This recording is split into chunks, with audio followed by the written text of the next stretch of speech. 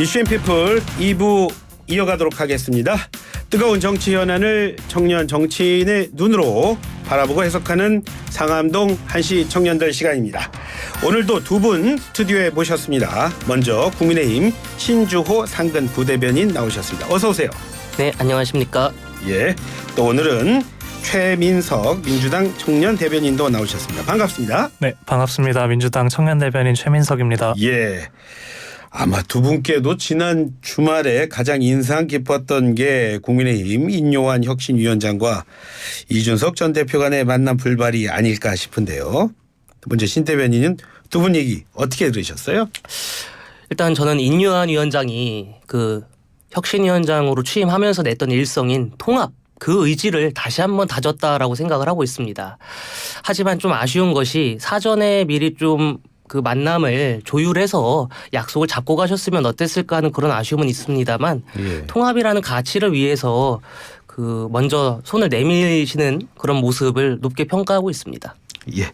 최 대변인 어떻게 보십니까? 일단 뭐 국민의힘과 이준석 대표는 히스토리가 있으니까요. 근데 그런 거를 좀 차치하고서라도 저는 이준석 대표의 그 행사에서의 발언 자체가 좀 아쉽다라는 생각이 들거든요. 왜냐하면 인요한 혁신위원장이 어찌됐든 대한민국에 귀화하신 대한민국 국민이시잖아요. 근데 그런 분을 상대로 뭐 미스터 린튼이라고 말씀을 하신다거나 영어로 막 대화를 거는 그런 것들은 정치적인 걸 좀 떠나서 인간적으로 좀 잘못된 것이지 않을까 해서 좀 아쉬운 부분이 남는 것 같습니다. 진하게. 조금 그 인요한 위원장에 대한 배려가 좀 부족했다. 뭐 이렇게 그렇죠. 아무리 좀 생각이 다르고 정치적으로 노선이 다르더라도 어쨌든 정치가 사람과 하는 거잖아요. 근데 두 분에 대한 어떤 제 개인적인 의견을 차치하고서 국민들의 입장 눈으로 봤을 때 좀 그런 식으로 막 대하는 건 좀 보기 안 좋았다 이렇게 평가할 수 있을 것 같습니다. 예, 이 자리는 뭐 개인적인 의견 얘기하는 자리니까요. 네, 개인 의견 말씀하셔도 됩니다. 그러면 최 대변인. 네. 근데 인요한 위원장은 그렇다면 또 별다른 인사도 안 하고 그냥 나가더라고요. 네. 당의 화합을 강조하셨던 분이라면 또 그분 그럴 땐 또 다른 모습 보이면 어땠을까요? 어떻게 보셨어요? 이게 어쨌든 통합 행보를 계속 이어나가려고 하시는 것 같아요. 근데 가는 말이 고와야 또 오는 말도 고운 거 아닙니까? 이준석 대표가 먼저 그렇게 냉대하고 좀 본인의 정체성마저 부정하는 상황에서 인요한 위원장도 이렇게 부드럽게 나가기는 어려울 것 같다라고 생각을 하고 또 이후에 언론 보도를 보니까 신당 창당 전까지 뭐 끌어안으려고 노력하겠다라고 말씀을 하셨더라고요. 인 위원장님께서. 근데 그런 걸로 봐서는 인요한 위원장도 이준석 대표의 신당 창당을 좀 막을 수 없지 않을까 이런 식으로 좀 그런 것들을 좀 이렇게 느낀 것 같아요. 그래서 좀 전략 수정이 있을 것 같다라는 판단이 듭니다. 예, 신 대변인 어떻게 보셨어요? 사실 신당을 창당하는 것 자체가 그렇게 쉬운 일은 아닙니다. 그렇기 때문에 저는 이준석 전 대표께서 신당을 창당할 것이다 이런 단어는 못하겠습니다만 어쨌든 저희 당의 전직 대표를 지내셨던 분이기 때문에 국민의힘을 향한 그 애정이 굉장히 깊다고 저는 느꼈습니다. 그리고 인요한 위원장께서 그 자리에서 빨리 나올 수밖에 없었던 이유는 이준석 전 대표가 그 뒤에 또 일정이 있으셨더라고요. 제가 들어보니까 그 현장에 있었던 지지자분들과의 또 모임도 있고 하기 때문에 사전에 약속된 게 아니지 않습니까? 그렇기 때문에 인 위원장으로서는 뭐 급하게 나올 수밖에 없었다라는 생각이고 저희 인 위원장 그리고 저희 혁신위 그리고 국민의힘 자체가 좀 통합이라는 그 대의명분을 위해서 얼마나 그 애를 쓰고 있냐면 사실 그 맨 처음에 이준석 전 대표나 홍준표 시장에게 나왔던 이야기가 대사면 아니겠습니까? 그랬더니 그 사면이라는 용어 때문에 두 분이 굉장히 반발을 하셨어요. 그 반발을 듣고 나서 인요한 위원장이 뭐라고 하셨냐면 사면이라는 용어 자체가 옳지 않았다. 그것을 인정하셨습니다. 그리고 징계 취소라는 그 명확한 그 입장을 밝히셨기 때문에 그것만 보더라도 얼마나 저희 당에서 지금 통합을 위한 그 노력을 하고 있는지를 저는 엿볼 수 있었다고 생각을 하고요. 그리고 통합이라는 그 가치를 실현하기 위해서 저희 당내 구성원 모두가 함께 손잡고 그 헤쳐나갈 것이라고 생각합니다. 앞으로 통합 잘 될 거다 이런 말씀. 저는 잘 될 거라고 기대를 하고 있습니다. 와, 예. 잘 된다고 하는데요. 부럽지 않으세요? 글쎄요. 그러니까 통합이고 혁신, 인요한 혁신위에서 가려고 표면적으로 가져가는 단어들은 사실 다 좋은 단어들일 수밖에 없죠. 근데 아까 말씀해 주신 것처럼 홍준표 시장 그리고 이준석 전 대표 또 김재원 전 최고를 사면을 해주셨어요. 근데 이게 과연 국민이 여당에게 명령한 통합이고 혁신일까에 대해서는 조금 의문이 있습니다. 왜냐하면 이분들이 사실 징계를 받은 이유가 이준석 전 대표 같은 경우에는 성비위 문제가 있었고 또 홍준표 시장 같은 경우에는 수해 속에서 골프 치셨고요. 김재원 전 최고는 말할 것도 없죠. 약간 5.18 민주화 운동이나 제주 4.3에 대해서 거의 극우 유튜브 수준의 발언을 이어가셨어요. 그런 것들 때문에 징계를 받으셨던 분들인데 이분들을 여기서 지금 사면한다고 하는 게 과연 국민께서 공감하는 통합이고 혁신일지, 여당다운 여당의 모습을 바라는 국민들에 대한 응답일지, 그거는 좀 더 지켜봐야 될 것 같다는 생각이 듭니다. 예, 그런 의견은 어떻게 보십니까? 일단 뭐 저희는 당내 통합을 먼저 이룩하겠다라는 의지를 밝힌 것이고, 당내 통합 이후에 전 국민 통합을 또 외쳤습니다. 그렇기 때문에 인유한 위원장을 비롯한 혁신위원 대부분이 광주 5.18 묘지를 참배하셨고요. 그렇기 때문에 저희는 통합이라는 그 가치를 절대적으로 실현하겠다. 당내 통합뿐만 아니라 전 국민적 통합을 실현하겠다라는 의지를 밝히고 있는 것입니다. 반면에 제가 또 민주당의 말씀을 드리고 싶은 건 뭐냐면, 예. 이번에 총선기획단 나온 거 아실 겁니다. 총선기획단이 어떤 평가를 받고 있습니까 지금? 친명기획단이다. 오로지 친명 일색으로 이루어진 총선기획단에서 어떠한 통합이 이루어지겠냐라는 비판을 민주당내는 물론이고 전체적으로 하고 있습니다. 게다가 이재명 대표는 지명직 최고위원을 임명한 그 인사 자체만 보더라도 통합은 뭐 거들떠보지도 않는다. 자신의 오로지 이재명 단독 체제 그것만 바라보겠다라는 의지를 저는 밝혔다고 생각하고 있습니다. 그렇기 때문에 저희 국민의힘은 당내 통합과 전 국민적 통합을 염두에 두고 그와 비슷한 행보를 보이고 있다면 민주당은 오로지 갈등적 그리고 양극적 체제를 유지해서 이재명 체제에 반대하는 인사들을 향한 보복성 그런 공천이나 뭐 당내 과정이 이루어지지 않을까 그런 생각을 갖고 있습니다. 네, 총선기획단 말씀이 나와서 드리는데 일단 저희가 15명을 구성을 하게 돼 있습니다. 근데 그중에 현재 13명까지만 인선이 된 상황이고 2명은 이제 추가적으로 더 인선을 해야 해요. 그래서 좀 지적하신 부분들에 대해서는 충분히 당 지도부에서도 고민을 하시고 채워나갈 것이라고 생각을 하고, 글쎄요, 이게 총선기획단 자체가 뭐 친명기획단이다 이런 평가에 대해서는 저는 그렇게 동의하지 않고요. 왜냐하면 조정식 단장님이 임명된 거에 관해서 아마 얘기가 나오는 것 같아요. 근데 조정식 의원님께서는 저희 당의 사무총장이시고 당연하게 총선기획단 단장을 맡게 되어 있습니다. 당연직 같은 느낌이고요. 그래서 부족한 부분들이 있을 수 있지만 앞으로 좀 더 채워갈 거고, 저는 오히려 국민의힘에 반문하고 싶어요. 어떻게요? 강서구청장 선거의 패배로 인해서 물러났던 이철규 전 사무총장이 왜 다시 돌아와서 인재영입위원장을 하고 있는가. 이게 국민께서는 분명히 강서구청장 선거를 통해서 윤석열 정권에 대한 심판을 하셨고 또 좀 종속적인 당정관계를 끝내라라고 명확하게 의사표현을 하셨는데 또다시 친윤 핵심인 이철규 위원장이 돌아온다라는 것은 그저 뭐 아무리 친윤 중진들을 수도권 험지로 보내야 된다라고 해도 그게 비윤으로 채워지는 게 아니라 새로운 신친윤들로 채워질 가능성이 높다. 그렇게 좀 판단을 해야 될 것 같고, 그런 면에서 좀 더 갈등적인 요소가 국민의힘에 더 숨어 있지 않을까 이런 생각을 합니다. 반론을 하셔야겠네요. 그러니까 인재영입위원장을 제가 먼저 말씀드리면 그 이철규 전 사무총장께서 인재영입에 관한 과정을 이렇게 이끌고 계셨습니다. 그렇기 때문에 그 업무의 연장선에서 인재영입위원장을 맡을 수밖에 없었다라는 당내 사정이 있는 것이고요. 그리고 말씀하신 게 강서구청장 민심 그 선거 결과의 민심이 수직적 당정 관계를 극복하라. 저도 100번 동의합니다. 그렇기 때문에 저희 당에서 수직적 당정 관계를 수평적으로 바꾸기 위해서 굉장한 노력을 펼치고 있습니다. 지금 뭐 고위당정 협의회도 뭐 매주 열고, 저번에는 저희 국민의힘 대회의실에서 열었습니다.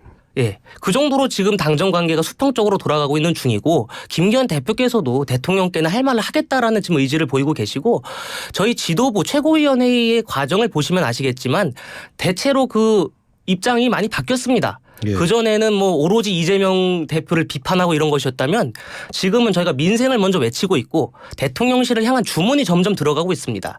그렇기 때문에 수직적 당정 관계에 대한 걱정을 조금 거두어 주셔도 될 것 같고요.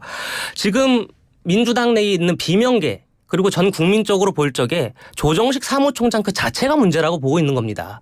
조정식 사무총장이 친명인 것이 확실하고 그렇기 때문에 사무총장직에서 사퇴하라는 그 여론에 지금 들끓고 있는데, 그거를 지금 이재명 대표는 완전히 무시하고 그분을 총선 기획단 단장에까지 임명을 한 겁니다. 말씀하신 것처럼 당연직이기 때문에 들어가야 되는 게 맞습니다만 그 자체를 그만두라는 것이거든요. 지금 국민 여론과 민주당 내 비명계는. 근데 할 수 있는 거 아니겠습니까? 충분히. 저희 당도 지금 강서구청장 선거가 끝나고 임명직 당직자들을 모두 물러나게 했습니다. 이재명 대표도 당내 화합 그리고 국민께 더 다가가는 그런 모습을 보이고 싶다면 조정식 사무총장 사퇴시키고. 조금 전에 질문한 거는 이철규 그 사무총장을 갖다 인재영입 위원장 물어본 거에 대해서 말씀하셨기 때문에 네. 반론 드린 거였거든요. 그건 어떻게 보십니까? 그거는 제가 아까 말씀드린 것처럼 저희 당에서 사무총장이 그동안 해왔었던 인재 영입 과정이 쭉 업무의 연장선으로 이어지는 것이다 그런 말씀을 드린 겁니다. 저는. 그러니까 제가 좀 말씀드려도 될까요? 그러니까 같은 논리인데 왜 저희한테는 다른 잣대를 들이미시는지는 모르겠는데 오히려 오히려 업무의 연장선을 따질 거면 저희가 좀 더 그거는 저희 쪽에서 할 수 있는 말이라고 생각을 합니다. 조정식 사무총장께서 저희 당의 총 사무를 맡으시고 총선이라는 게 어디 동네에서 잠깐 하는 잔치도 아니고 대대적으로 좀 이끌고 가야 되는 건데 그러면 당연히 현직인 사무총장께서 맡는 게 좀 더 저는 맞다라고 보고 그 논리가 저희한테 적용되는 거라고 보고요. 오히려 이미 물러나셨던 분을 굳이 다시 불러내는 게 좀 더 어려웠지 않았을까요? 상식적으로 생각해 봤을 때는 저는 그렇게 느껴집니다. 예. 자, 근데 좀 우리는 좀 크게 한번 얘기해 보죠. 저 이준석 전 대표가요. 이제 신당 창당 얘기 이제 구체화하는 거고 그런 얘기 많이 하고 있는데 최 대변인. 네. 이제 이준석 전 대표가 국민의힘 비명계 진보 정당과도 교류하고 있다 그런 얘기까지도 하던데. 자, 민주당의 이른바 비명계 이준석 전 대표랑 함께 할 거라고 보십니까? 그러니까 일단 친명, 비명 사실 프레이밍이 그렇게 됐고 근데 비명이라는 게 어느 정도 실체가 있는지는 저는 사실은 잘 모르겠습니다. 근데 일단은 이재명 저희 대표와 좀 의견을 달리하시는 분들을 이준석 대표가 끌어안을 수 있다. 글쎄요. 물리적으로는 가능할 수도 있겠죠. 물리적으로는 하나의 당을 만들어서. 하지만 화학적으로는 절대 불가능하다고 생각합니다. 저희가 이전에도 좀 사례를 보지 않았습니까? 예전에 바른정당이랑 국민의당 1기랑 합쳤을 때 바른미래당이 나왔지만 결국에는 두 쪽 다 분당이 돼서 자기 진영으로 돌아갔잖아요. 이거는 이준석 대표의 신당은 제가 봤을 땐 좀 총선용이라는 느낌이 강하게 들고요. 이렇게 말씀드리고 싶어요. 저희가 지하철을 타면 2호선을 타고 쭉 가다 보면 신당역이 나옵니다. 신당역에서 6호선으로 갈아탈 수 있어요. 하지만 이 6호선을 또 쭉 타고 이렇게 쭉 가다 보면 결국엔 합정역에서 2호선과 다시 만납니다. 무슨 얘기냐면 노선 번호랑 노선 색깔만 바꿔서 다르게 간다고 하더라도 결국에는 본류랑 다시 합쳐질 수밖에 없다고 느껴지거든요. 저는. 이는 결국엔 총선용인 정당일 뿐이고 당색을 떠나서 국민의힘과 민주당 그리고 국민을 생각했을 때 되게 소모적인 정쟁의 부산물이 아닌가 이렇게만 좀 느껴집니다. 결국엔 합쳐질 거 이렇게 분란만 일으키는 게 과연 맞나 이준석 대표가 좀 잘 판단해 줬으면 좋겠습니다. 바른정당이 나왔던 게 지난 2017년이고 지금은 2023년인데 상황이 좀 많이 달라졌다고 생각하진 않으세요? 상황이 많이 바뀌었지만 결국엔 명분이 없는 신당으로 저는 보입니다. 이게 이준석 대표가 분명히 윤석열 대통령에 대한 비판의 목소리를 연일 높여가고는 있지만 그거 외에는 사실 크게 명분이 없거든요. 그냥 제가 국민의힘 입장에서 생각을 했을 때 정말 이준석 대표가 당을 사랑한다고 한다면 본인의 국회의원 커리어나 이런 걸 생각하는 게 아니라 당을 사랑한다고 한다면 좀 더 국민의힘에서 뭔가를 해보지 않았을까요? 근데 그런 실수들을 예전에도 해봤던 사람이기 때문에 또다시 꿈꿀 수 있다고 생각하고 결국에는 제가 아까 말씀드렸던 지하철 노선과 같은 상황이 벌어지지 않을까 하는 생각입니다. 신 대변인은 이준석 신당은 어떻게 보고 계세요?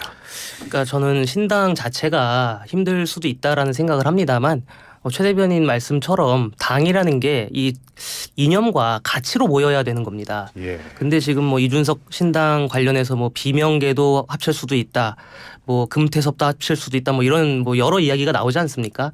그러한 정당은 존재의 가치가 없다라고 저는 생각을 합니다. 존재해서도 안 되는 겁니다. 이 정당 민주주의이기 때문에 현대의 민주주의는 그런 자신과 색깔이 다르고 그동안 견제해왔던 입장이 다른 사람들이 한 군데로 헤쳐 모인다면 집단은 결국에 파멸로 될 수밖에 없습니다. 그렇기 때문에 저는 지금 호사가들이 비명계도 합류할 수도 있다. 정의당 쪽에서도 합류할 수도 있다. 이런 얘기를 하지만 이준석 대표님 같은 분은 굉장히 정치적인 감각이 뛰어나신 분입니다. 그렇기 때문에 신당을 만드신다 하더라도 그런 비명계 정의당 그러니까 쉽게 말하면 민주당에서 공천받지 못한 인사들 그런 분들하고 힘을 합칠 거라고 생각하지는 않습니다. 두 분이 그런 면에서는 생각이 약간 비슷한데 자, 신 대변인 이뇨한 혁신위원장이요 당 지도부 또 이른바 중진 친윤계에게 불출마 선언을 하거나 혹은 수도권 험지 출마를 강하게 요구하고 있습니다. 이거는 잘하고 있다고 보세요.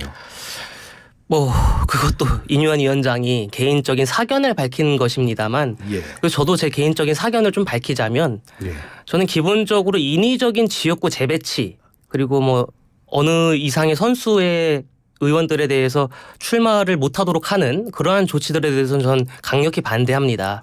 그것이 민주적 정당성도 없을 뿐더러 국민적 지지도 받지 못할 것입니다. 그리고 정치라는 것이 사실 미국의 경우는 재선율이 굉장히 높거든요. 제가 말하는 재선율은 2번 했다는 게 아니고 뭐 3번, 4번, 5번, 6번 이렇게 한 분들이 굉장히 많습니다. 뭐 유럽도 마찬가지고요. 그러한 나라들이 그렇기 때문에 정치적으로 선진화가 될 수 있었던 겁니다.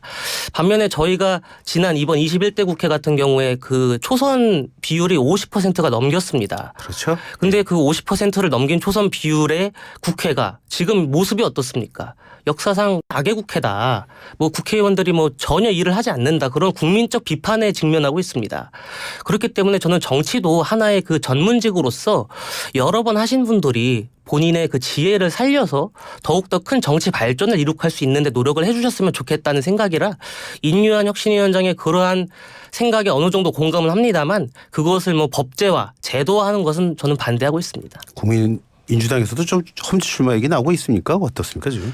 뭐 저희는 공식적으로 아직 얘기가 나온 건 없고요. 근데 다만 저희는 홍익표 원내대표께서 이미 본인께서 실제로 실천을 하고 계시잖아요.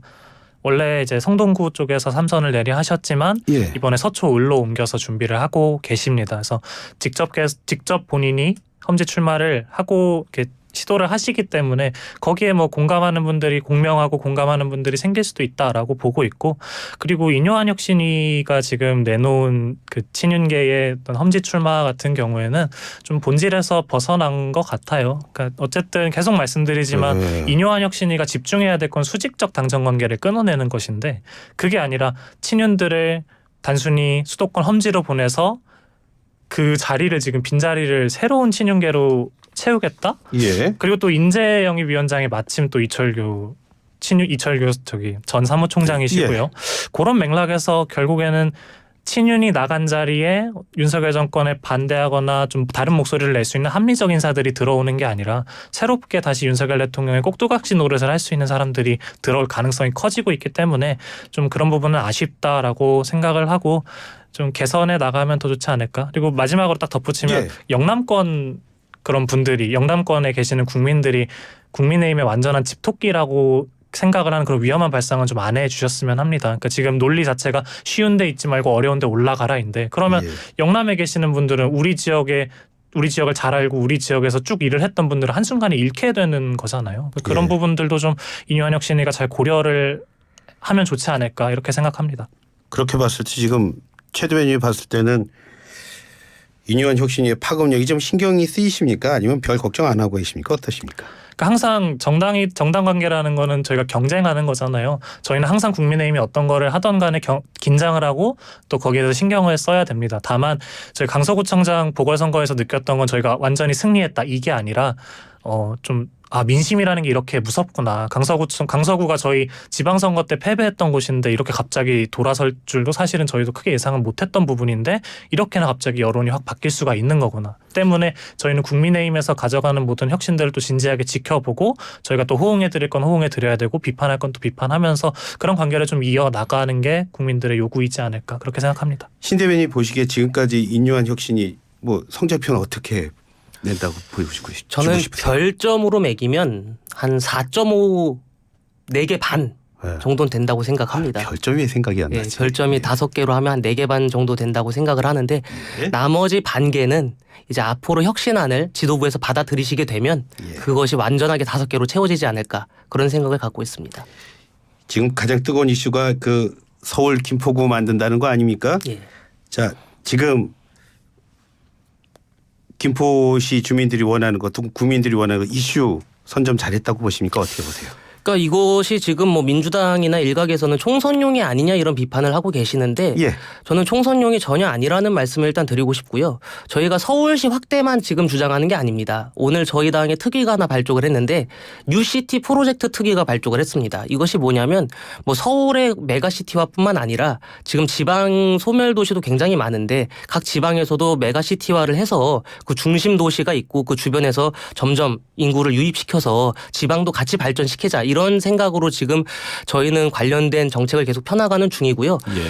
이것이 지금 가장 중요한 게 저희가 김기현 대표도 말씀을 그렇게 하십니다. 항상 주민의 뜻이 가장 중요하다. 저희는 뭐 김포 편입을 저희가 원해서 한 것이 아니라 지금 김동연 지사가 경기 북도를 새로 신설하겠다고 했을 때 김포 주민들은 어디로 가야 되느냐 그 고민을 하고 계시거든요. 마찬가지로 뭐 남양주 시민들도 그렇고 구리 시민들도 그렇고 하남 시민들도 그렇고 다 그렇습니다. 그런 상황에서 그 해당 지자체의 주민들께서 원하시는 방안을 저희가 정부 여당으로서 책임지고 그 주민의 요구를 실현하겠다 그런 생각입니다. 최 의원 얘기를 듣고 싶습니다. 저는 뭐 당연히 이거 완전한 총선용 공약이라고 생각을 하는데 근거들이 있습니다. 우선 김포가 서울의 하나의 구로 편입되게 되면요. 사용할 수 있는 지방세 자체가 달라집니다. 2,587억 정도가 이제 사용할 수 있는 돈에서 빠지는 거죠. 김포시의 뭐 주민들의 어떤 현안 문제점들을 해결하기 위해서 편입을 추진한다고 하는데 실질적으로 예산으로 그런 것들을 해야 되는데 예산부터가 빠지면 이거는 굉장히 좀 문제가 있지 않나, 좀 무늬만 서울이 될 수 있지 않을까 이렇게 좀 우려가 되고, 두 번째는 이게 1년 전부터 논의된 사항이라고 하는데 보도에 따르면은 뭐 검토 보고서 한 장도 없고요. 또 한 달 전에 얘기가 된 거다라는 지금 증언도 나오고 있습니다. 이게 과연 하나의 지역을, 그것도 인구가 굉장히 많은 시를 서울에 뗐다 붙였다 할 수 있을 만큼의 검토가 있었는지, 그리고 또 김포에는 또 국방 문제도 있습니다. 여러 해병 이사단도 있고 하기 때문에 이런 것들을 좀 종합적으로 신중하게 검토를 해야 되는 건데 갑자기 발표를 해버리니까 혼선이 좀 생기는 것 같고요. 저희가 그래서 이제 5호선, 9호선 연장이 좀 더 우선이라고 생각을 하고 있습니다. 오늘 말씀은 여기서 줄여야겠네요. 나오셔서 고맙습니다. 네, 감사합니다. 감사합니다. 지금까지 신주호 국민의힘 상근 부대변인 그리고 최민석 민주당 청년 대변인과 함께했습니다. 이승훈의 이슈앤 페플 이제 마무리할 시간입니다. 저는 건강한 모습으로 내일 이 시간 다시 찾아뵙겠습니다. 고맙습니다.